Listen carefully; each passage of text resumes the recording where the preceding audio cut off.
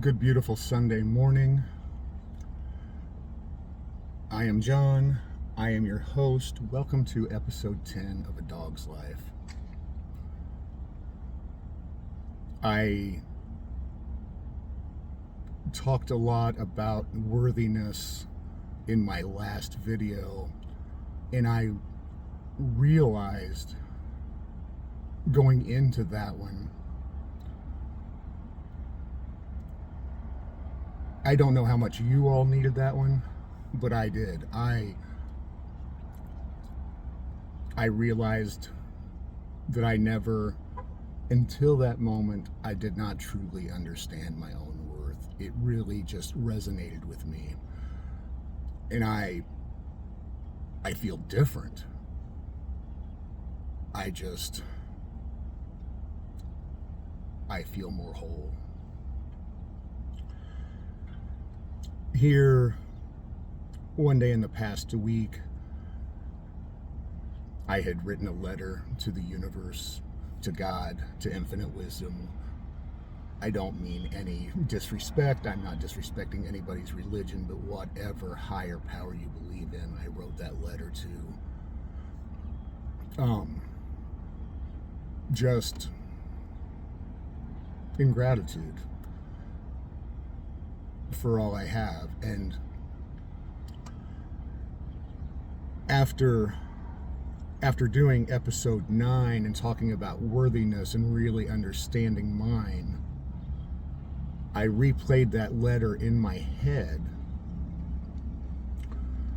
because I wanted to make sure that it was truly written with love. I spent so much time trying to find my worthiness in the eyes of others, and I would do things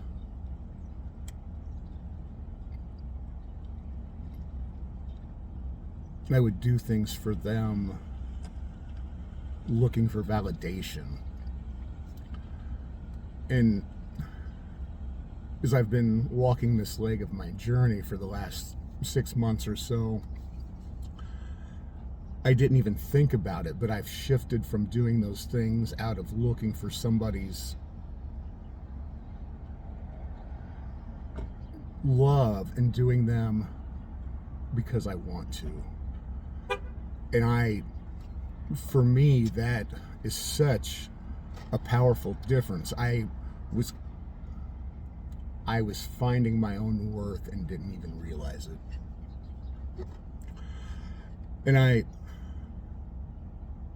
there's someone in my life, in my family, that I'm taking a step back from, not because I don't love them or care for them.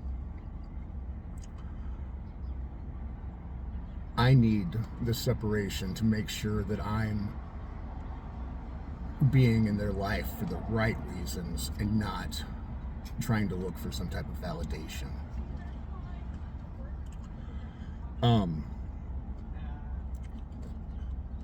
We talked a lot yesterday. The episode was based around Cooper, the story that my friend had shared with me about the gentleman that was down on his luck in New Orleans. And ever since she sent me that earlier this week, that has really been on my heart, on my soul. I have intentionally made myself be more conscious, to make more eye contact with people, to truly ask how they've been, how they are, and sit and wait for the answer, rather than just ask it in a passing way like we normally do. The lady that works in the gym, when I went in yesterday morning, I asked her how she was. Instead of just scanning my phone and walking on, I stopped, I listened. I brought up a situation from last weekend to solidify, to let her know that she is heard, that she is a person. The other day when I went through to get an iced coffee, when I'm in the drive-thru, the young lady there who looked like she was probably 15. Anybody under 30 looks 15 to me.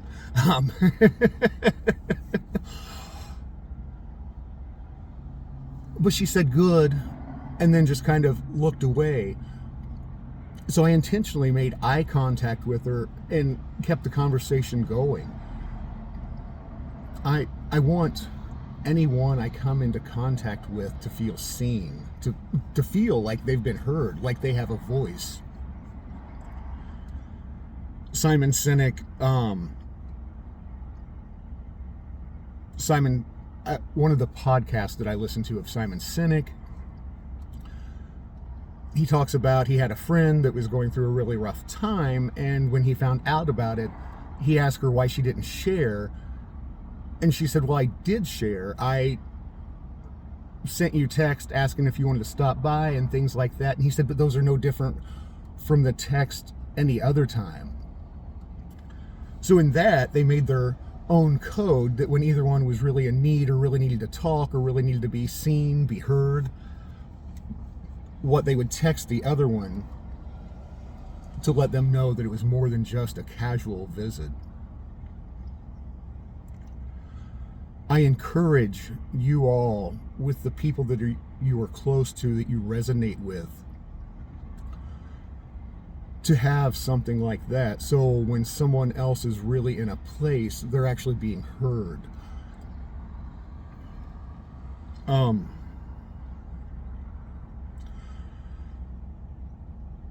going to step back to Cooper for a minute. I've done the majority of these podcasts in the mornings as I'm getting ready to go in the gym. I have done some in different places. But as I sit here, there is 2 vehicles that sit at the other end of the parking lot. I have watched them sit there for at least the last month. And I've watched the patterns enough to know that there is a person between the 2 vehicles. They are living between the 2 vehicles. They have their stuff in one, they sleep in one.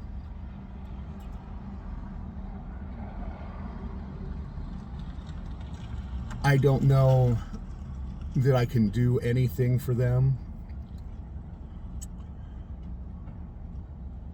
but in honor of Cooper, one day this week, I'm in and out of here enough, I'm going to watch the flow, and when I know they're up, I see a door open, something like that,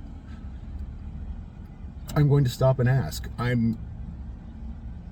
Maybe there's something I can do, maybe there isn't, and maybe they don't even need or want anything, but maybe they need to feel heard. Maybe they need someone to know their journey and know that somebody is there and listening and gives and cares.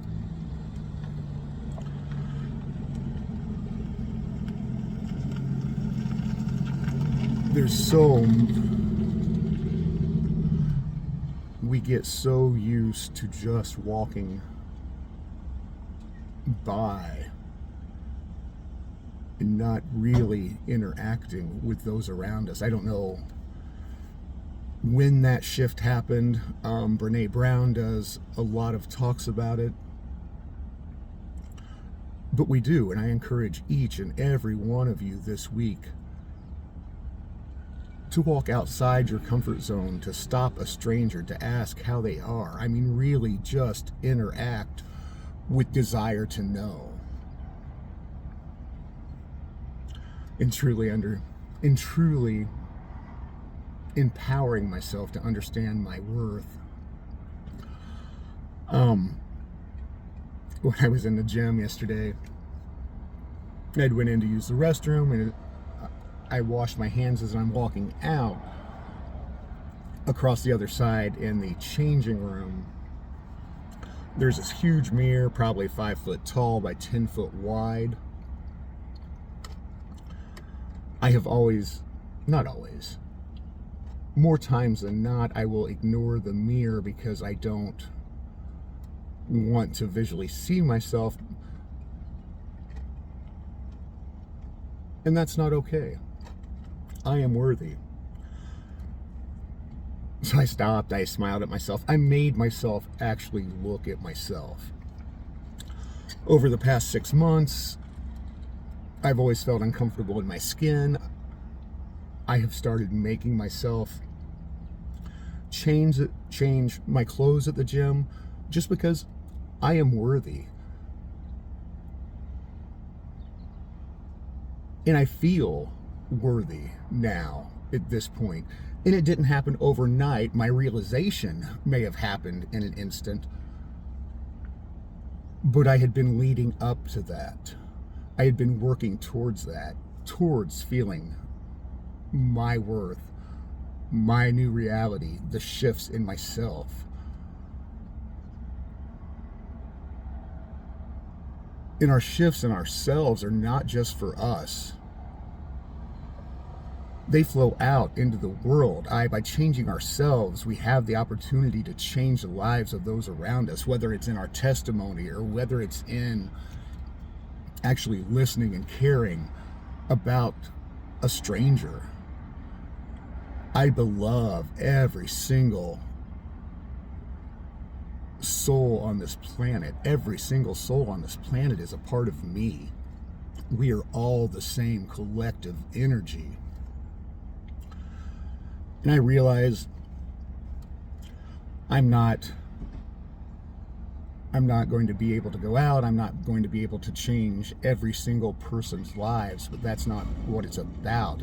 If we are collectively being better, then together we are making the world better around us.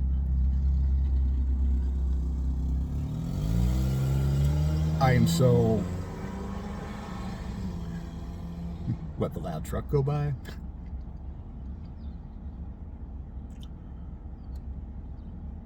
I am so thankful for the changes in myself.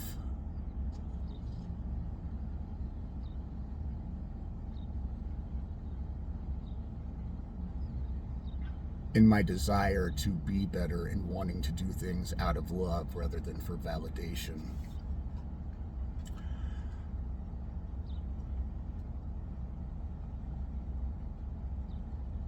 I encourage each one of you this week to just stop and think about your thoughts. When you something that is normally automatic that you do every day, stop and think about it, whether it's your talk with a person or just a personal habit. Stop and think about it. Think about, is this the change you want to be? Is this action really serving me? Is it serving others? Or am I just doing it out of a habit?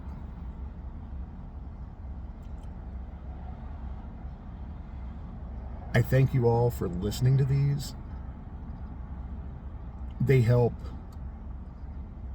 me, and I hope they help you as well. If there is something that really touches you in any of them, I would love to hear from you. I do look at the comments. A lot of you that listen to them have my personal phone number. If anybody feels they need my personal phone number to talk, reach out. I am here. I may not be the best about answering the phone after 10 o'clock, but you can bet your bottom dollar I'm up at 5 the next morning and I'll answer that shit. Be love. Be love to each and everything around you on this beautiful day. Our time here is so short in the big realm of things, but the difference we can make, there's no limit. I love you.